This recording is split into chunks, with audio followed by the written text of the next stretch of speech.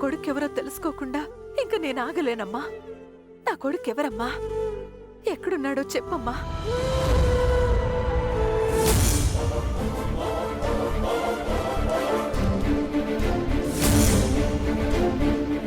చెప్పాను. నా కొడుకెవరమ్మా? ఎవరు? చెప్పాను.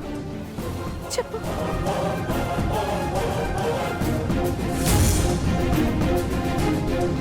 నీ కొడుకు మా నాన్న అని చెప్తే నువ్వు ఆనందిస్తావు, కానీ మా నాన్న నిన్ను ద్వేషిస్తాను నాన్నమ్మ. అమ్మను అసహించుకునే మా నాన్న నిన్ను ద్వేషించడం నేను తట్టుకోలేవు నాన్నమ్మ. నిజం చెప్తే మా నాన్నకి నీకు మధ్య ఉన్న అనుబంధం తెగిపోతుంది నాన్నమ్మ. దాన్ని నేను భరించలేను. నేను నీకు చెప్పలేను నాన్నమ్మ. నన్ను క్షమించు.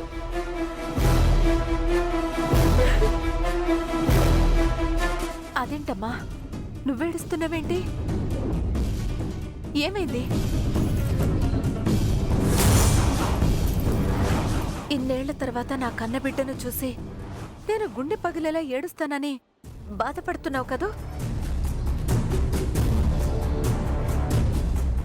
ఏడవనమ్మా. నా గుండెలోని బాధ అంతా ఆవిరైపోయే వరకు నా బిడ్డని గుండెలకు హత్తుకుని ఆనందిస్తానమ్మా. కన్న తల్లి స్పర్శతో నా బిడ్డ మనసు తేలిక పడేంత వరకు నా ఒళ్ళో వాడి తల పెట్టుకుంటానమ్మా. ఎవరమ్మా? నా కొడుకెవరో చెప్పమ్మా. త్వరగా చెప్పమ్మా. చెప్పు తల్లి.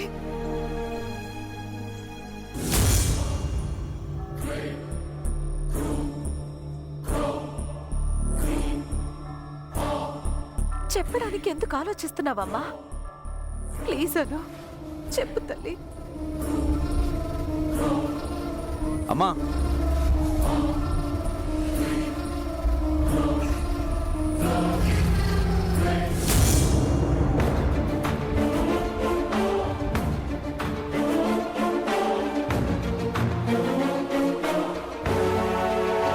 ఏంటమ్మా ఇక్కడేం చేస్తున్నావు? ఆ కన్నీళ్ళేంటమ్మా? ఏమైంది? ఏం లేదు. చెప్పమ్మా, ఎందుకు బాధపడుతున్నావు? ఏం లేదు. సింధుకి ఇవాళ నిశ్చితార్థం కదా. నా కూతురు మరో ఇంటికి కోడలవుతుందన్న బాధ, ఆనందంతో. అను, కింద మీ అమ్మ నీ కోసం చూస్తుంది. నువ్వు వెళ్ళకపోతే మీ అమ్మ ఇక్కడికి వస్తుంది. వెళ్ళు.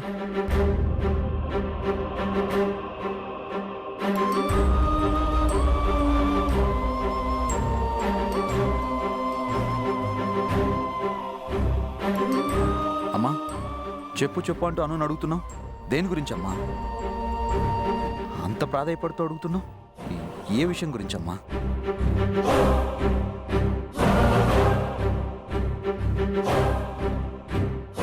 అను అంత రిక్వెస్ట్ చేస్తున్నావేంటి? నువ్వు తెలుసుకోవాల్సిన విషయం అను దగ్గర ఏముందమ్మా? చెప్పమ్మా. చెప్పినా నీకు అర్థం కాదు. నువ్వు ఇంకేమన్నా చెప్పాలా?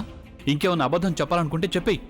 నేను చూడాలనుకుంటున్నాను నన్ను మోసం చేయడానికి నువ్వు ఎంత నీచానికి దిగజారగలవు అని. ఎందుకు ఆలియా, ఎందుకు నువ్వు ఇలా చేసావు?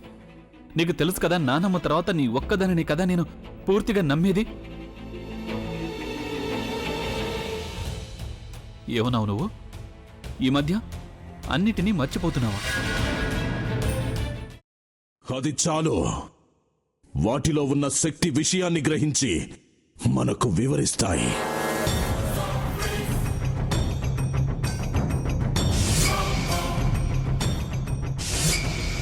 ఎవరు ఆ దండ విప్పొద్దు, గది తలుపులు తెరవద్దు.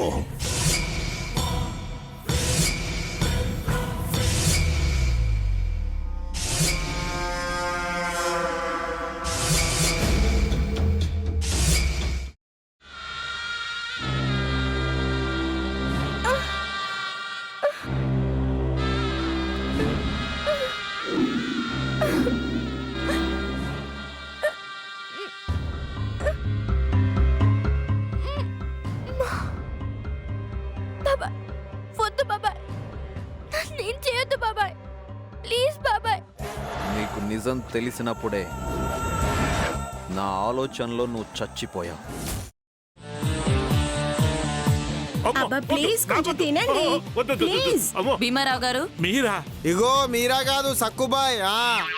అవును, మీ పనామే లేచిపోయిందని చెప్పి కంప్లైంట్ ఇచ్చినావు కదా. రేయ్, ఆయన కంప్లైంట్ ఇచ్చింది లేచిపోయిందని కాదు, కనిపించడం లేదు అని. అట్లానా?